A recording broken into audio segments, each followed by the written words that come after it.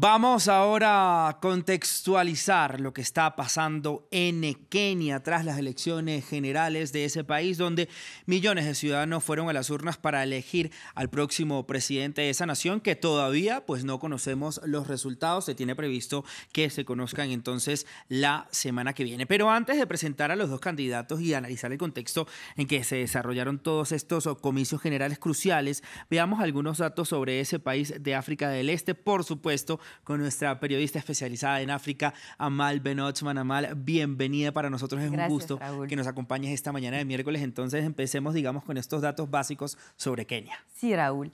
La población keniana, de unos 54 millones de personas, es mayoritariamente joven y cristiana. La capital del país es Nairobi y los idiomas que se hablan son principalmente el inglés y el swahili.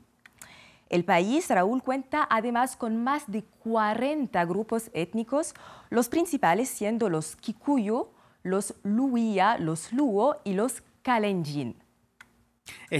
Sí, ¿tienes más información, Amal?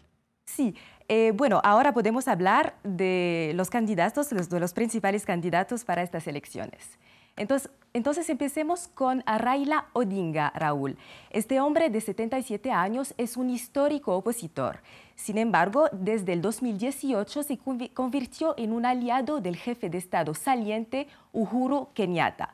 Es un veterano de la política que pasó 9 años detenido tras un golpe de Estado fallido en 1982 y es la quinta vez que se presenta para ser presidente, con un programa centrado en la reconciliación nacional y el bienestar social.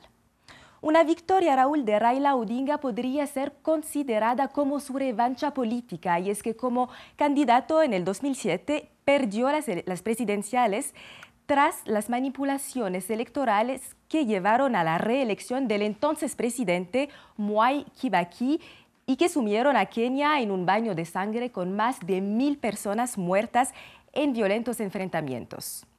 El rival de Raila Odinga en estas elecciones es William Ruto. Este candidato de 55 años es vicepresidente desde el 2013 y enemigo declarado de Uhuru Kenyatta, el presidente saliente.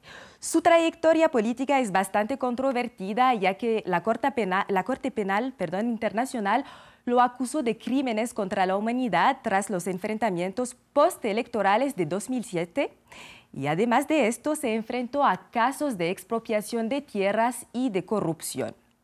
Durante su campaña ha buscado los votos de los ciudadanos de a pie golpeados por la inflación y exasperados por la corrupción.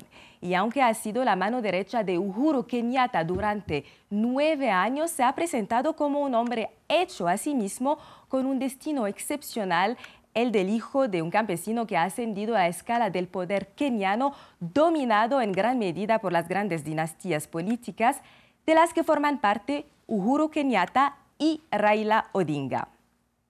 Ahora Amal, hablemos entonces de este contexto en el que llega el país a estos comicios generales, que como pues hasta ahora no tenemos el ganador. Vamos a contextualizar a nuestra audiencia de cómo llega Kenia a estas elecciones. Absolutamente, Raúl. Sí, Kenia es un país de paradojas. Por un lado, es un país con reputación de estabilidad en África Oriental, el motor económico de la región y la séptima economía del continente. Y por otro, es un país extremadamente desigual, donde 1/3 de la población vive por debajo del umbral de la pobreza. Como en el resto del mundo, la inflación se ha acelerado en los últimos meses y en julio fue un 8,3% más alta que en la misma época del año pasado, lo que representa un récord en estos últimos 5 años. Los precios de la harina, la gasolina, el aceite para cocinar y otros productos básicos se han casi duplicado en un año, golpeando a las clases populares ya debilitadas por la crisis del coronavirus.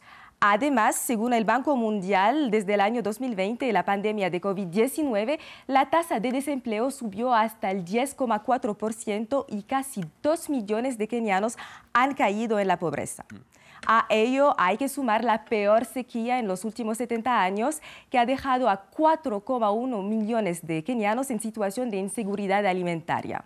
Y además de todo eso, en los últimos años el país invirtió exageradamente, según los observadores, en megaproyectos de infraestructuras y corre ahora a un alto riesgo de endeudamiento, según el Fondo Monetario Internacional.